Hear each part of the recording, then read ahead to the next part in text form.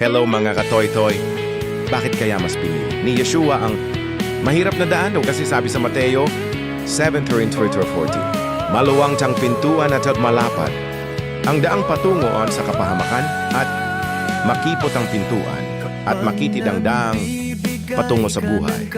Kung titingnan mo, mas maraming sumusunod sa malapad na daan, instant fame, instant success, instant pleasure. Pero sa buwan dulo nito, wala ring laman. Ang narrow path, mahirap, masakit, minsan. Pero doon nagbubunga ang tunay na buhay. Doon ka hinuhubog, doon ka pinapalakas. Kung gusto mo ng real transformation, huwag kang matakot dapat sa narrow path kasi iyon ang daan na tinahak mismo ni Lord Yeshua at iyon din ang daan na magdadala sa atin sa eternal reward. Thanks for watching.